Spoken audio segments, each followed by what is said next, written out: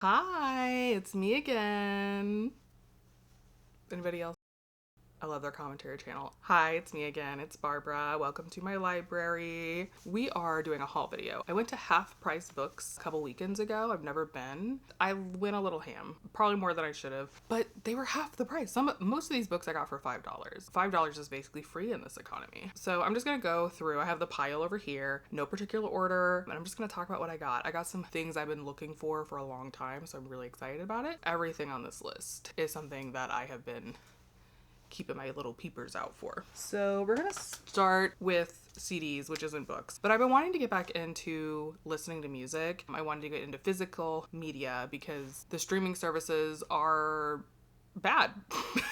They're bad. And if you're on the side of the internet that I'm on, you know why they're bad. But I bought a couple CDs. The first one is Greatest Hits Fleetwood Mac. My good friend is a big Fleetwood Mac fan, and I thought I would just grab this. I also got Whitney Greatest Hits. I absolutely love Whitney Houston. Also, my good friend and I have this running joke about I Want to Dance with Somebody because it used to come on at the club we used to go to all the time, and I am absolutely obsessed with that. But I had to get Whitney Greatest Hits. And then the other one I got was The Miseducation of Lauryn Hill. You know, it's just necessary.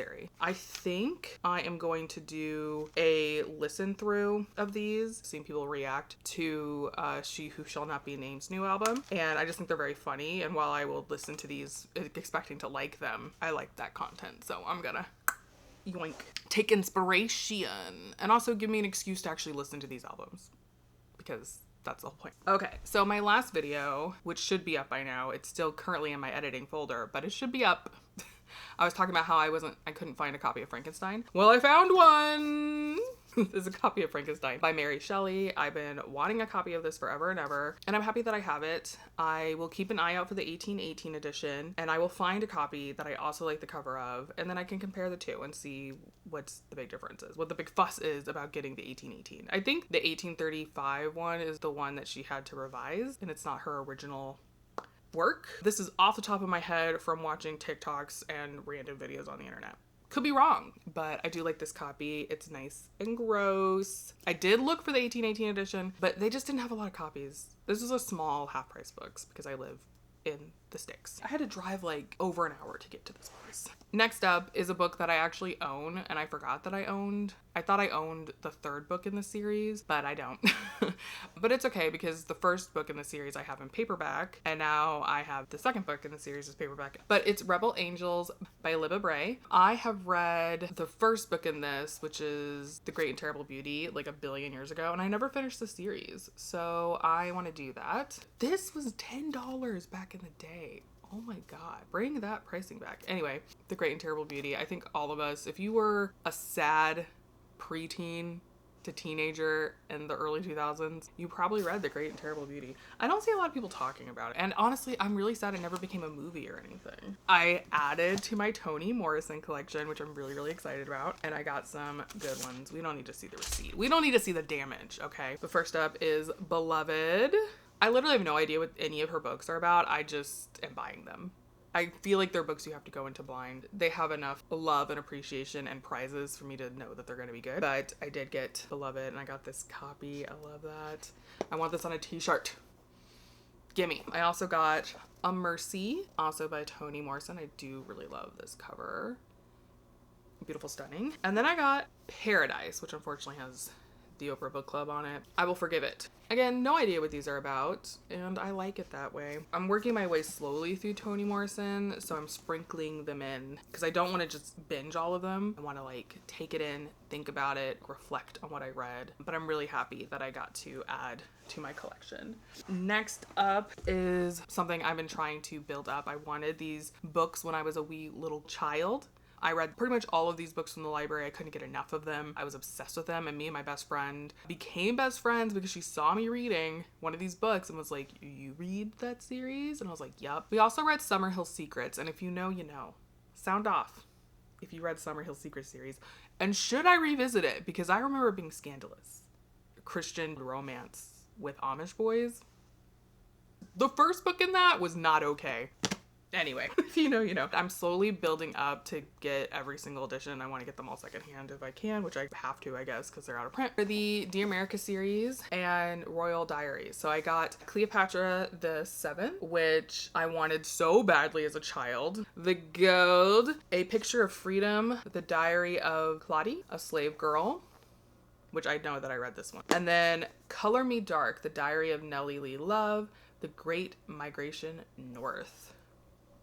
They had quite a few, but I only grabbed the ones that were Black girls because I did want to leave for somebody who also was wanting Dear America books, and I didn't want to take all of them, but you could tell that somebody donated their whole collection. Like, they had all of them at one point. I even saw some of the My Name is America, I think. I thought about getting them, but that wasn't really my jam growing up.